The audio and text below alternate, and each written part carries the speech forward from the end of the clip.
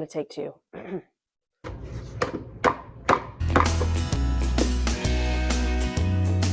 Hi, everyone. I hope you're having a nice week. I'm coming on here because we're dealing with about a 4-day little spate of colder temperatures. And when I say colder, I mean at night, 20 degrees, 20, 30, during the day around 40. We had a little bit of overnight snow last night. Here we are, not even mid-March yet, but it does look like warmer days are ahead. I just checked out the 7-day forecast, and it appears for our area in northern Kentucky near Cincinnati, we're going to be, hitting the 50s and 60s by next week. So in my last video on Kentucky Garden Girl, episode 20, I had short sleeves on. I was in my kitchen doing some deep cleaning for spring, and also giving you guys status update of my seedlings that I've started in January. My snapdragons right here. I've got bachelor button. Those really took off in the potting mix. Orangium, also known as sea holly. That's a really interesting looking filler for bouquets and things. Of course, snapdragons, bachelor's button. These are plants that I wanted to start early per the instructions on the seed packet, and they're doing pretty well. I mean, I don't think we're at the point yet that I'm going to be pinching my snapdragons off. I'll explain to you guys what that is anytime soon. It does look like we've got 2 sets of true leaves, but when they get a little bit more mature after I've transplanted, then I will do what's called pinching off my snapdragons, so to create more blooms, more bloom excuse me, stems. Still fighting something. I have no idea if it's a virus that I've caught or if it is just the change in temperature. I'm pretty sure it's probably a cold virus. It's not fun. As you can hear, the struggle is real in the wintertime. This is why I like warm weather so much. I'm not dealing with it. So today I wanted to show you guys and walk you through the process of thinning seedlings. These are bachelor button. I did put about 3 or 4 seeds per cell in here. And as you can see, I had a great successful germination rate. So I've got 1 seedling here that I'm not going to have to thin. I've got 1 here in this cell. I've got 2 in this back cell. I've actually got 3 in this other back cell and 3 in this middle cell here. So I'm going to be thinning those so I can put 1 sprouted seedling in, its own little area. So I've got a little baby spoon from my child's toy. I'm just going to go in here and kind of loosen the soil cell. I'm doing this in here in my dining room, which is probably not smart as I have carpet in here, but it's got great lighting and I'm not in that dingy, dark basement. I just don't love having to film down there. I really don't. So I'm going to try to do this in a way that's not too terribly messy. You know what? On second thought, let's hold off on that. I will definitely show you guys how I'm going to do that. I'm actually going to pot up after I thin them into this. This is just from strawberries. From strawberries I got at the grocery store. I kept the container. I like to keep a lot of plastic containers. Put some potting mix in there, pre-moistened it. And then I'm just going to transfer. So I'm going to go in here where there are 2 or 3. There's 3 bachelor button in 1 cell. So I'm going to go in here gently, carefully, and use my little tool. I want to be kind of gentle. All right, taking it out. Oh, look at those beautiful roots right there. Isn't that gorgeous? Wowie, wowie. Wowie, mowie. Looks really, really good. You can see there are 3 here. That's why you got so many roots. If I keep this up, I think they'll become root bound, right? Look at the bottom. I mean, you have to rip them, You have to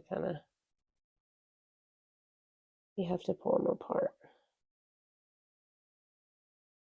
I don't think there's any other way to do it.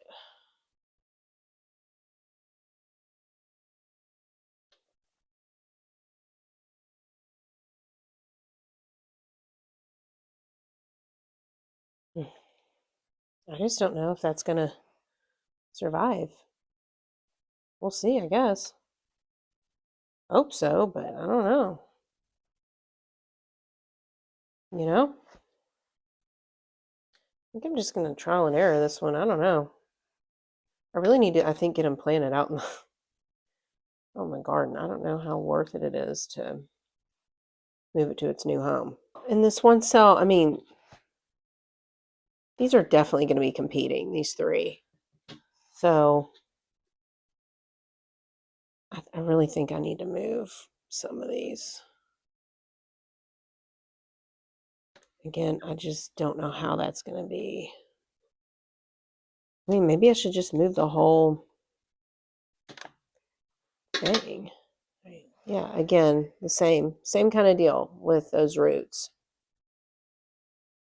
So do I go ahead and, I mean, am I too late to the game on thinning these? If anybody knows, please let me know. I also wanted to update you guys on fertilizing.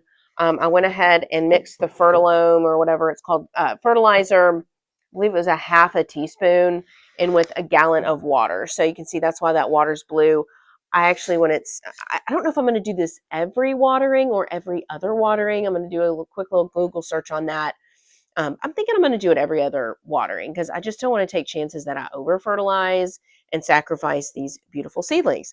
So I'm just going to pour this when it's time into the tray, the baking tray, and let that hang out for 30, 45 minutes or so, and then pour out the excess water. Same way I'm bottom watering, without fertilizer that I have been since January. So yeah, my first fertilizing session happened, and I think that the seedlings look a lot better. I really do after 36 hours or so. This is the Orangium. It's really slow growing. It almost looks like a clover or something, and it's looked like this since it sprouted.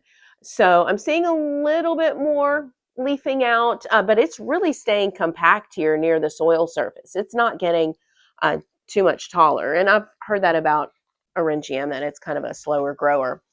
So just keeping my patience with that.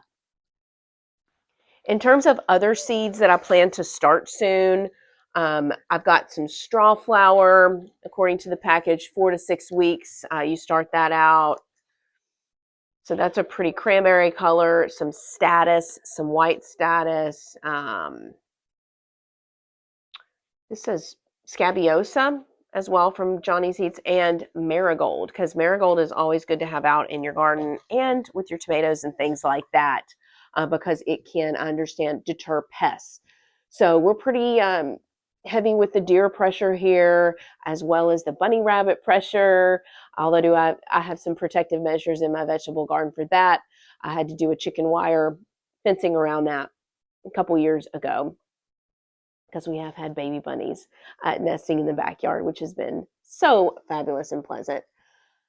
I also have some zinnias, and those you don't start per the seed packet until about a month from your last frost date. So our prospective frost date, give or take a few weeks here and there, is around April 26th, according to information that I've been able to get online. And like I said, my vegetable garden, I usually start that in March. I actually got a new mic because my other one broke. So hopefully this is not blowing your ears out. But anyway, vegetable garden, I will start that at the end of March. We got a pretty big month and busy March ahead of us on the weekends. So I'm going to try to find the time to do that, because I really don't like waiting too much to do that. I feel like the earlier the start I get, the better. Take a little cough break there. It has just been miserable for me. I am not feeling great today. But that's why I thought I would stay in and shoot this video. I'm really trying to not get out of the house. As far as the coconut core, the seed starter mix that I've been using for the bachelor button, it's just, they've been really slow growing. I don't know if I just have to water more. I suspect that's the case, that I haven't been watering these enough, but they have been really slow to grow versus the potting mix. Because again, I started these roughly the same time. These have a little bit of a head start, but these are pretty far behind, and that's the same seed. Delphinium, I haven't seen that come up. So I didn't do a great job of labeling.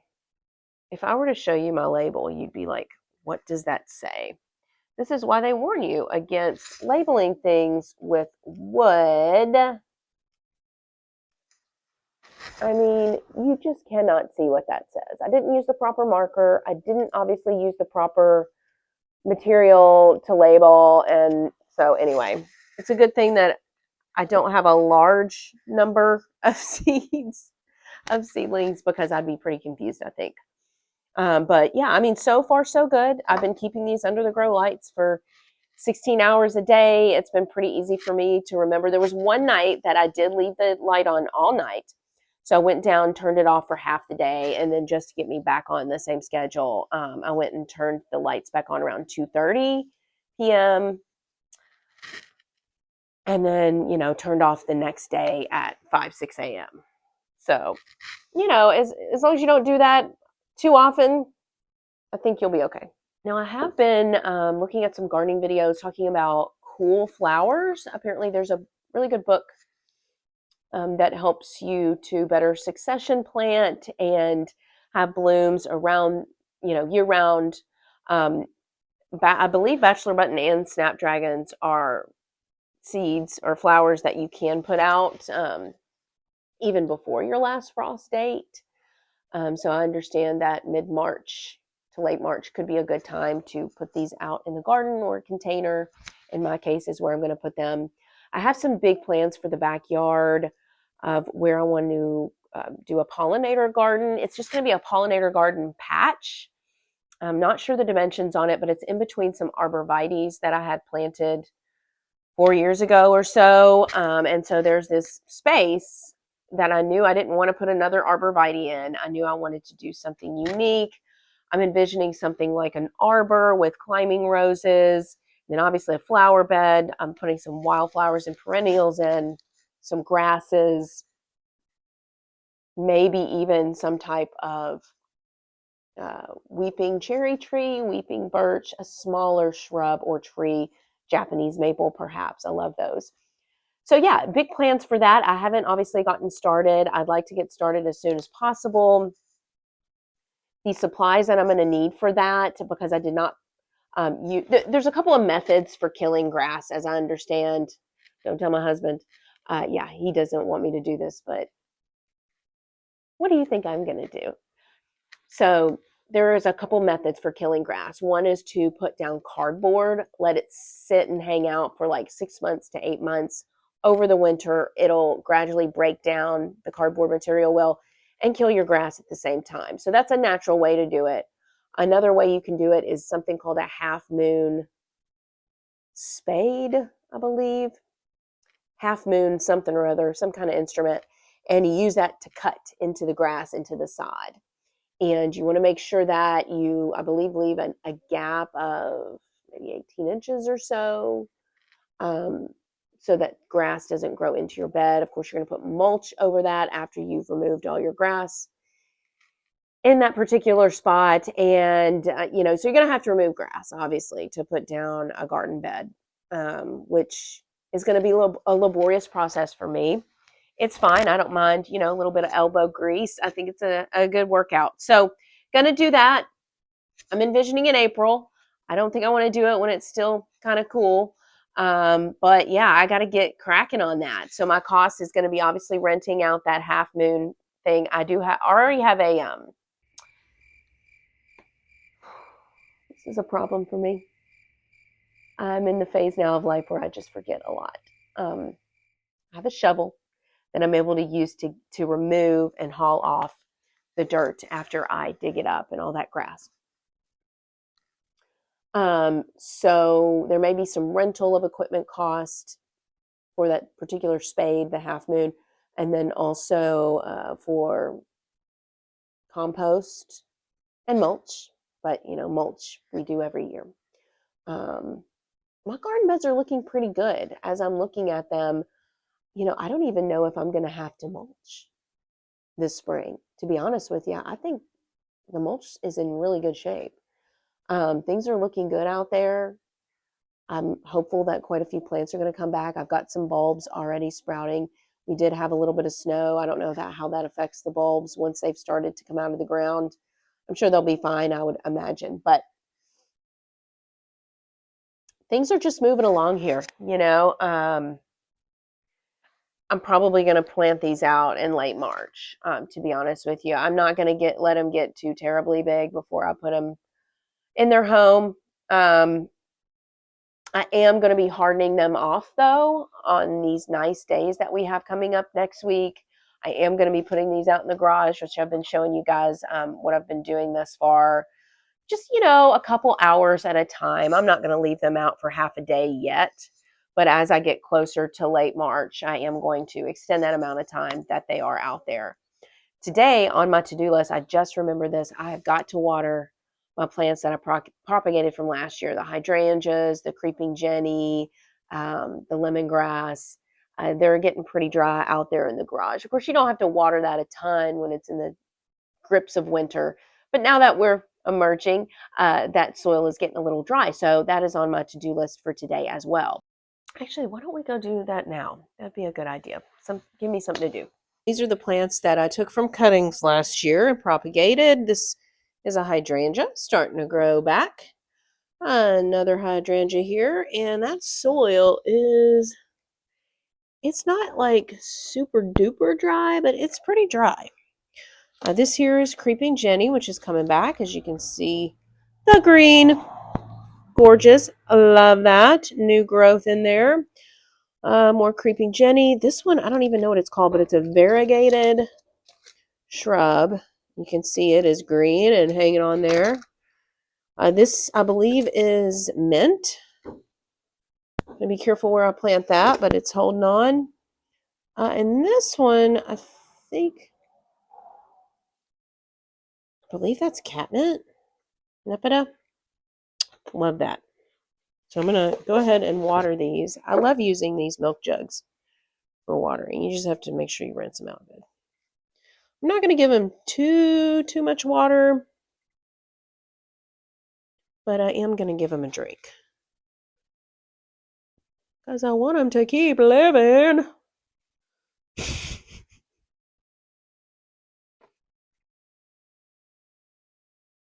All right. Warmer days ahead, guys. Warmer days ahead. You're going to have a new home in the spring. I don't know where their new home is, but I've got to do some planning. Get some stuff on paper so I'm not scrambling confused. All right, I think that should be enough. Let's see. Yeah.